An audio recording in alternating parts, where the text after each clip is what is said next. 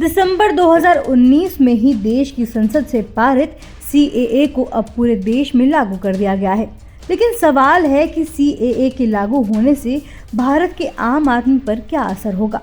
क्या CAA की वजह से भारत के किसी हिंदू को किसी तरह की सुविधा मिल जाएगी, या क्या CAA की वजह से भारत के किसी भी मुस्लिम को किसी तरह का कोई खतरा है। आखिर CAA में ऐसा क्या है जिसकी वजह से मुस्लिम इसका विरोध कर रहे हैं, और क्या ये विरोध CAA का नहीं NRC का है, जिसे लागू करने के लिए CAA को लाया गया है।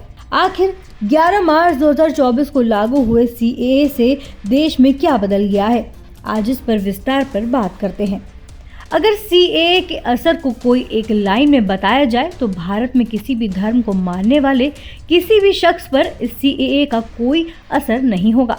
भारत के हिंदू हो चाहे मुस्लिम, सिख हो चाहे ईसाई, पारसी, जैन, बुद्ध या फिर कोई और धर्म के लोग, उनका इस CAA से कोई लेना देना नहीं है और उनके रोजमर्रा के जीवन में इसका कोई असर नहीं होना है। तो सवाल है कि फिर असर किस पर होगा। ये असर होगा अपने मुल्क के पड़ोसी देशों पाकिस्तान, बांग्लादेश और अफगानिस्तान से आए शरणार्थियों पर, जो 31 दिसंबर 2014 से पहले भारत आए थे। अब उन्हें CAA के जरिए भारत की नागरिकता मिल जाएगी।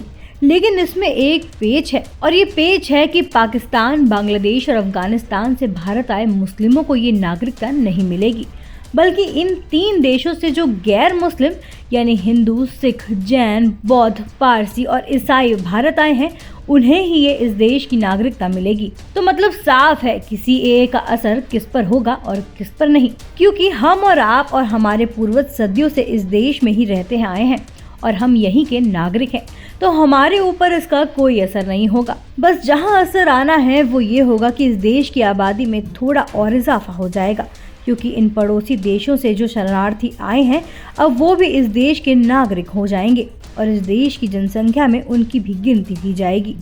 अब रही बात इसके विरोध की, तो इसका विरोध मुस्लिम समुदाय और उसमें भी कुछ चुनिंदा समूह की ओर से हो रही है, और वो ये चाहते हैं कि अगर बांग्लादेश, पाकिस्तान या फिर अफगानिस्तान से मुस्लिम भी भारत आकर यहाँ की नागरिकता चाहते हैं तो उन्हें भी नागरिकता दी जाए। लेकिन सरकार इसके लिए राजी नहीं है। विरोध की सबसे बड़ी वजह यही है, लेकिन ये वजह ऊपरी तौर पर दिख रही है। असली वजह कुछ और है, और वो वजह है NRC यानी कि नेशनल रजिस्टर ऑफ सिटीजन्स, जो अभी लागू नहीं हुआ है। विपक्षी दलों के साथ ही कुछ मुसलमानों का मानना है कि CAA NRC लागू करने का पहला चरण है, यानी कि CAA आ गया तो NRC भी आएगा ही आएगा।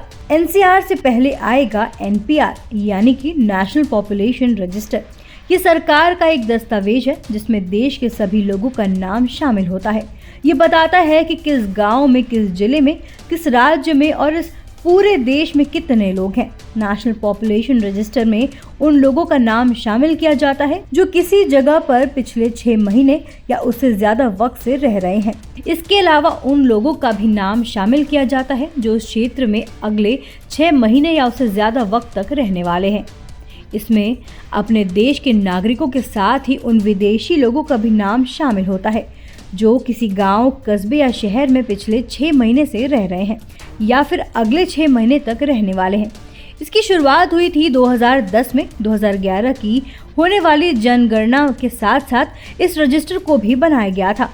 इसके लिए अप्रैल 2010 से सितंबर 2010 के बीच सरकारी कर्मचारी लोगों के घर घर गए और सूची तैयार करके एक डाटाबेस बनाया। अपने देश में हर 10 साल में जनगणना होती है। आखिरी जनगणना 2011 में हुई थी। कोरोना की वजह से 2021 में होने वाली जनगणना अभी तक नहीं हुई, तो अगली जनगणना से पहले नेशनल पॉपुलेशन रजिस्टर को अपडेट किया जाएगा। तब आएगा NRC यानी कि नेशनल रजिस्टर ऑफ सिटीजन्स। अभी तक ये असम में लागू है और असम का NRC कहता है कि आपको असम का नागरिक होने के लिए इन 14 में से कोई एक दस्तावेज होना जरूरी है, जैसे कि 1951 के NRC लिस्ट में नाम, 24 मार्च 1971 की वोटर लिस्ट में नाम, जमीन और किराएदारी का कागज, नागरिकता सर्टिफिकेट, स्थायी निवास सर्टिफिकेट, रिफ्यूजी रजिस्ट्रेशन का सर्टिफिकेट या पासपोर्ट, LIC की कोई पॉलिसी या सरकार की ओर से जारी कोई लाइसेंस या सर्टिफिकेट, सरकारी नौकरी या फिर नौकरी का सर्टिफिकेट, बैंक या पोस्ट ऑफिस का सर्टिफिकेट, जन्म प्रमाण पत्र, बोर्ड या यूनिवर्सिटी में की गई पढ़ाई का सर्टिफिकेट, कोई अदालती रिकॉर्ड या फिर उसकी कार्यवाही का कागज। इन 14 में से किसी भी एक दस्तावेज पर अपना या अपने किसी पुरखे का नाम होना चाहिए और जो भी दस्तावेज पेश किए गए हैं वो 14 मार्च 1971 से पहले का होना चाहिए। अगर इन 14 कागजात में से किसी एक पर भी आपका नाम था तो उसे एनआरसी में शामिल कर लिया जाएगा। लेकिन अगर किसी भी दस्तावेज में पुरखे जैसे पिता, बाबा, दादा या उससे पुरानी पीढ़ी का नाम था और अप्लाई करने वाले का नाम नहीं था तो उसे कुछ सपोर्टिंग डॉक्यूमेंट्स जमा करने थे। इनकी भी लिस्ट एनआरसी की ऑफिशियल वेबसाइट पर मौजूद है। ऐसी ही देश दुनिया की तमाम अपडेट्स के लिए देखते रहें समय डिजिटल। वीडियो को लाइक करें, दोस्तों के साथ शेयर करें और चैनल को सब्सक्राइब करना बिल्कुल ना भूलें।